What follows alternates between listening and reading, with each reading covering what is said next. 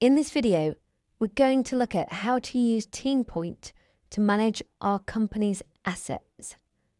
Now, for assets, we mean all the equipment that our company owns, that it may want to keep track of where it is, when it might need servicing, how much value is attached to it, all those kind of things. It could be tools, it could be pieces of plant, trailers, pretty much anything which is something, a piece of equipment or an item which belongs to the company, which we want to keep track of where it's gone.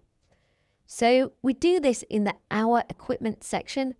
So here we are on the TeamPoint homepage, and what we want to do is we want to go to Operations and Our Equipment to go to the section to manage our assets.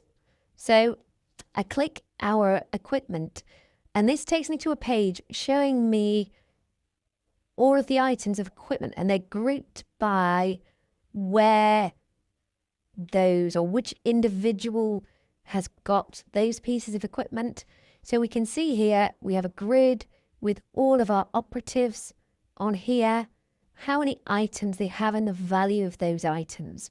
We also have the very first item is not allocated. So we have 254 items that haven't been allocated out to anybody. So maybe they're just sat in a warehouse or another storage location, wherever it may be. Each one of these cards is one of our operatives. This tells us how many items they've got and the value of those items. Now we can see here that some of these totals are showing in red, and that's to tell us that some kind of action is required against the items that they are responsible for looking after. So let's just click here. If I click, this is going to open up the list of the items that they have in their possession. So we can see we've got a lighting kit, we've got some step ladders, we've got saws, drills, transformers, various other bits of kit.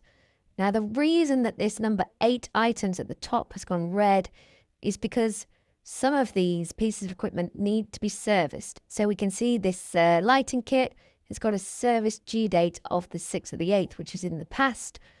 Equally, our plunge saw also has a service due date in the past. So this is telling me that these items need servicing. If we have a look, if we click on the item, we can actually open up the details of that item. We can upload images. We can enter the date that the install or the purchase date, the end of service life, when it was last serviced, when it's next serviced, the condition, whether it be excellent, good, poor, location, cost, various other bits of information. There we can upload files. We could upload a user manual against that if we really wanted to. Anything we like. So here's our service date. So let's say I were to change my next service date to 1 year from now, because it's just been serviced. So we'll make that 2025. We'll save that. When we come back to our list now, if we open this up again, we can see this is no longer red because the service is not due for another year. However, this one is still. So overall, the guy is highlighted in red. We'll just change this one as well. So let's say that's now been serviced. We'll save that. When we come back in, we can now see that Bradley has gone, and the red alert warning has gone away from Bradley. Now, those service dates are also tracked in other places of TeamPoint, so you can see those on the home page, for instance, and in a few other places. However, they show up here also, just to help you manage those service dates. So this is our overview of all of our equipment that we own, who it's been given to, how much it's worth, and how much it's worth. In addition, our operatives can also see these lists within their mobile app, so they know, not only do we know what equipment they've got, but they know as well, so that everybody knows which things they're responsible for, and no tools disappear or go missing. this is the default, this list, it's grouped by operative, but we can also just go through to a list.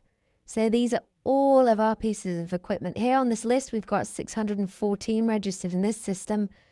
And like all lists within TeamPoint, we can filter those. So we could say, find me all of those that need servicing in the next month, for instance. We could say, find me all of them, all of the pieces of equipment that are in poor condition. So like all our filters, all our lists within TeamPoint, we can apply filters, we can search and filter to find the exact things that we need. Also, we can export them as well. Again, these things apply to all lists within TeamPoint. So as a quick summary, from our home page, we go operations, our equipment. This gives us a top level grouped view by operative, so we can see which things are where. We can click to share the details against an operative. The operative's details go red if there are some service issues for their equipment. And equally, if we just want to see all of our equipment, not necessarily grouped by operative, maybe we want to filter by service date, maybe we want to filter by condition, maybe we want to filter by serial number, whatever it may be, we click on the list and that takes us through to a standard TeamPoint list with all of the functionality associated with our lists. So that's how we manage our equipment, our company's assets within TeamPoint.